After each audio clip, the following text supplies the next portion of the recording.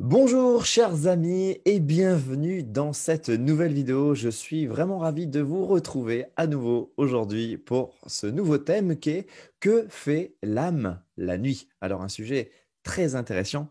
Que se passe-t-il vraiment la nuit? Que fait notre âme?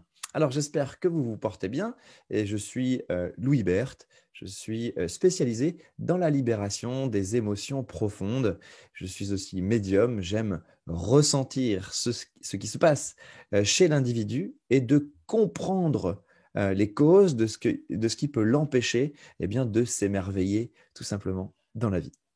Alors, pourquoi j'avais envie de traiter ce sujet que fait l'âme la nuit? Tout simplement parce qu'on m'a posé la question plusieurs fois en me disant, Louis, qu'est-ce qu'elle fait l'âme la nuit? Alors, je n'ai pas la prétention de pouvoir vous répondre correctement à cette question. Je vais vous dire vraiment ce que de mon point de vue à moi, j'ai expérimenté et ce que je connais. Bien sûr, je pense qu'on a tous une notion plus ou moins précise de ce que l'âme peut faire la nuit, puisque nous avons tous des rêves et donc nous avons tous cette capacité à pouvoir expliquer ou comprendre nos rêves.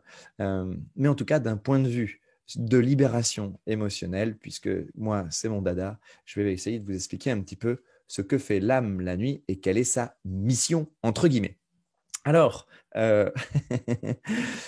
si vous voulez, de mon point de vue, l'âme, eh bien, comment dire, est en cavale. Moi, je le ressens comme ça. Donc, la vidéo que je vous fais, elle est vraiment en mode inspiré, hein, d'accord? Je n'ai pas tout programmé, je n'ai pas tout écrit. Donc, pour moi, l'âme est en cavale. C'est-à-dire que, euh, en tout et pour tout, l'âme cherche, on va dire, la résolution complète de ce qu'elle est. Ça veut dire quoi? Que l'âme cherche la résolution complète de ce qu'elle est. Quand vous, par exemple, faites un jeu vidéo ou un jeu de société, il y a un début et il y a une fin. Eh bien, pour moi, dans notre incarnation, incarnation, dans notre incarnation terrestre, excusez-moi, je ne suis pas très sérieux, dans notre incarnation terrestre, notre âme, justement, elle aussi, a un début et une fin. D'accord? Ce début, on peut imaginer que ça soit notre naissance et la fin, notre mort. D'accord? Et pendant ce temps qui nous est imparti, entre la naissance et la mort, à votre avis, que cherche à faire l'âme? Ok? Moi, je pense considérablement que l'âme est en mission. C'est pour ça que je vous dis qu'elle est en cavale. D'accord? Elle est en train de cavaler, tout simplement, pour trouver la meilleure version de soi-même, c'est-à-dire la meilleure version de ce qu'elle peut être pour vivre et exister. Euh, L'âme, son but, c'est de s'expanser, d'accord? C'est entre guillemets, vous rendre heureux, vous, terriens, de faire en sorte que vous soyez le plus épanoui possible et que vous continuiez perpétuellement votre croissance. Et justement, cette croissance, pour moi, c'est vraiment le cheminement que l'âme fait pendant sa vie terrestre.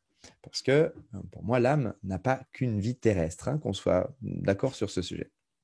Et donc, ce que l'âme désire au plus profond d'elle-même, c'est que dans votre incarnation humaine, qui est justement votre incarnation humaine, qui est le support de l'âme pour que l'âme puisse exister et s'expanser, eh bien, elle désire que son véhicule, sa voiture terrestre, puisse être, on va dire, la plus étincelante possible, la plus brillante possible, la plus rapide possible, entre guillemets, pour que, une fois que l'âme vient dans le corps, eh bien qu'elle se sente bien. Est-ce qu'on est d'accord sur ce principe? Donc, notre évolution, quand on est éveillé de façon terrestre, quand on est éveillé dans la vie de tous les jours, eh bien, nous avons une certaine évolution consciente qui se fait et nous évoluons quand nous sommes éveillés. Eh bien, pensez-vous que la nuit, nous n'évoluons plus? Eh bien, moi, je ne pense pas. Je pense très clairement que la nuit, nous continuons aussi à évoluer. Et donc, une des premières réponses qu'on pourrait apporter à ce que fait l'âme la nuit, eh bien, la première réponse, c'est qu'elle continue d'évoluer. Et ça, pour moi, c'est vraiment une certitude absolue. C'est que même quand on dort, l'âme, sur d'autres plans de conscience, va continuer à évoluer et va continuer de grandir. Ce n'est pas parce que vous êtes en train de dormir que votre âme, elle, a besoin de sommeil, entre guillemets.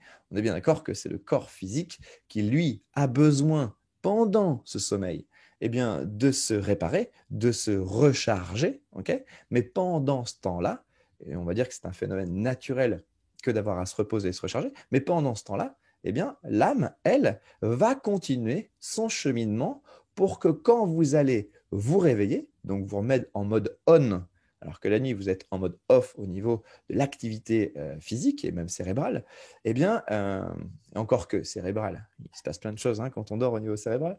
En tout cas, quand vous êtes sur on, après avoir eu cette période de off en sommeil, eh bien, votre âme a envie de revenir naturellement dans un véhicule qui soit encore mieux que quand elle l'a quitté. Donc, en ce sens, votre âme, oui, bien évidemment, sort du corps. Quand elle sort du corps, elle est encore connectée à votre corps, qu'on soit bien d'accord. Votre âme est encore connectée à votre corps, ce qui est normal. Parce qu'autrement, elle ne saurait plus comment rentrer chez elle pour vivre sa journée du lendemain. Donc, c'est même pour ça qu'on a des phénomènes physiques quand on dort. Moi, ça m'est déjà arrivé de pleurer pendant mes rêves. On sait qu'il y a aussi d'autres expériences, même sur le plan sexuel, qui peuvent se produire, atteindre des orgasmes pendant qu'on dort, selon ce qu'on peut vivre dans d'autres plans, etc. Donc, bien sûr qu'il y a toujours un lien entre l'âme et le corps, peu importe si l'âme sort du corps, comme on peut l'expliquer. Alors, moi, je n'aurais pas forcément envie de dire qu'elle sort du corps, parce que je trouve que c'est un peu étrange de dire ça. Pour moi, en fait, elle est dans une autre disposition à travailler, étant donné qu'il n'y a plus tout le mécanisme humain qui est en marche. Et quand tout ce mécanisme humain, lui, est au repos, l'âme peut s'expanser d'une autre façon.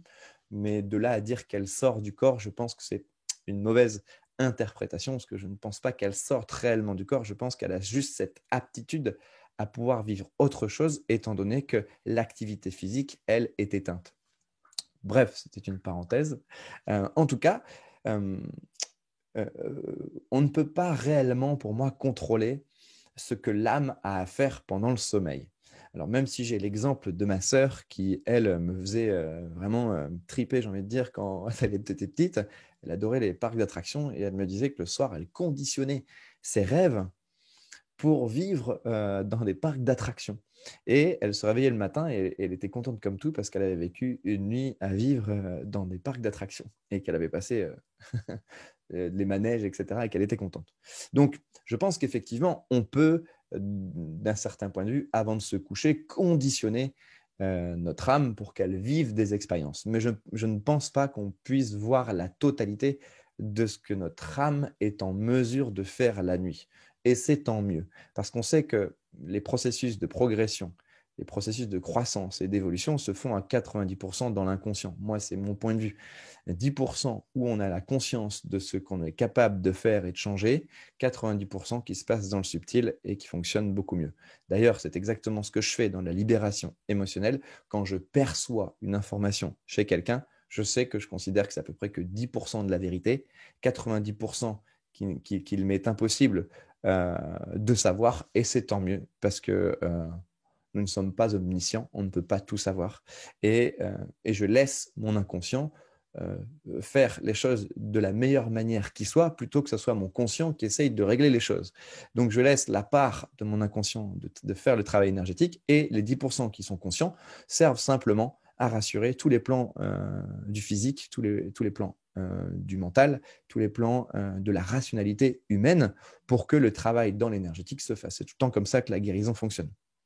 Donc l'âme, la nuit, on peut considérer que entre ce qu'on perçoit de nos rêves, de ce qu'on a vécu quand on revient à la réalité, eh bien c'est un faible pourcentage de ce que l'intégralité de ce que notre âme a fait, et c'est tant mieux. Certains disent qu'elle va discuter avec Dieu à la source, qu'elle va aider d'autres personnes. Il y a, on va dire, des milliards de choses que l'âme puisse faire, je pense, pendant les rêves.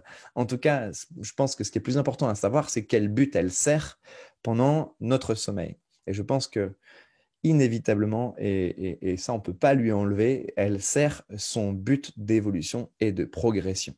Et pour moi, l'âme est incarnée sur différents plans de conscience.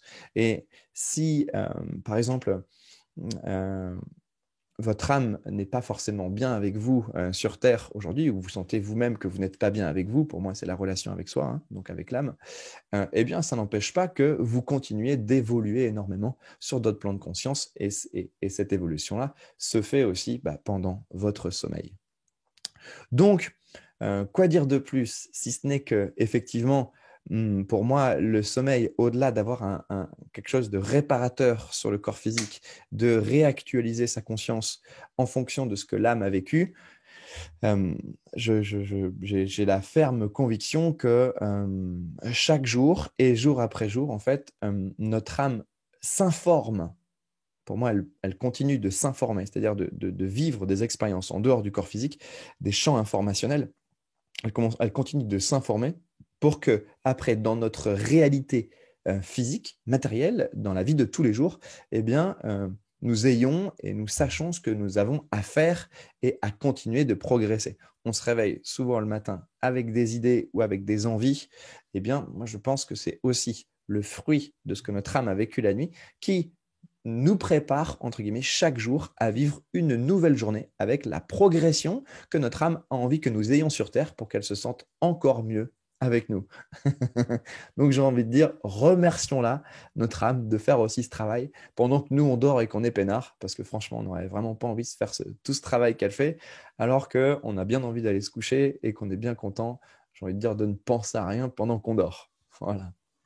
Écoutez, je n'ai pas envie d'en dire plus sur le sujet. Je pense que tout le monde est à même de se faire sa propre opinion de ce que fait l'âme la nuit. Et comme je vous le disais, je n'ai pas la prétention de savoir ce qu'elle fait. Je voulais simplement vous donner mon point de vue justement sur l'évolution de notre âme, l'évolution de notre être, tout simplement, ce qu'elle y fait. J'espère que cette vidéo vous aura quand même apporté une certaine valeur. Je vous fais de gros bisous et j'espère que vous vous portez toujours bien. Et je vous dis à très bientôt pour la prochaine vidéo. Ciao tout le monde, salut!